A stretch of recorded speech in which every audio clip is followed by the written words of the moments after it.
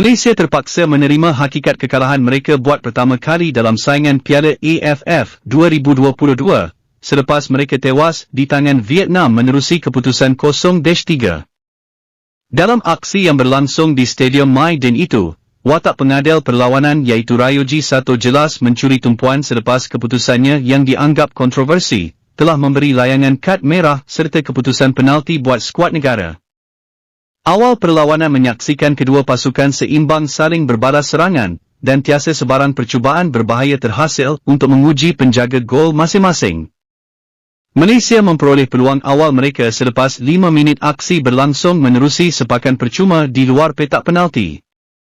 Namun percubaan tersebut gagal diambil dengan baik dan berjaya dikeluarkan oleh barisan pertahanan pasukan tuan rumah. Tidak lama kemudian, giliran Mukhairi Ajmal pula mendapat peluang untuk memberi keceriaan buat kem kebangsaan, namun percubaan deras beliau sedikit tersasar keluar. Vietnam memperoleh beberapa peluang terbuka menerusi percubaan berbahaya yang dilepaskan, namun kecemerlangan Shihan bersama barisan pertahanan negara berjaya menafikannya. Vietnam akhirnya berjaya memperoleh gol sulung mereka pada minit ke-29 menerusi Nguyen Tien Lin selepas tandukan beliau hasil sepakan sudut berjaya menewaskan Shihan. Pada minit ke-32, penyerang Vietnam iaitu Nguyen Van Toan telah dilayankan kad merah selepas ada kekasaran dibuat kepada Dominic Tan yang memaksa kad kuning kedua diberi oleh pengadil. Mukhairi Ajmal sekali lagi melepaskan peluang terbaik buat negara, selepas percubaan beliau pada minit ke-41 berjaya ditepis keluar oleh penjaga gol lawan. Bersambung di separuh masa kedua, Vietnam hampir menambah gol kedua mereka selepas ada kesilapan yang dibuat oleh Nur Hakim Hassan bersama Shihan Hazmi, sebelum percubaan lawan tersasar keluar. Selepas 60 minit permainan berlangsung, Malaysia jelas lebih dominan ketika menyusun serangan, namun pertahanan tuan rumah juga jelas berdisiplin untuk menafikan segalanya. Vietnam telah pun dihadiahkan penalti pada minit ke-59 selepas keputusan pengadil jelas sangat meragukan untuk memberi kelebihan buat pasukan tuan rumah.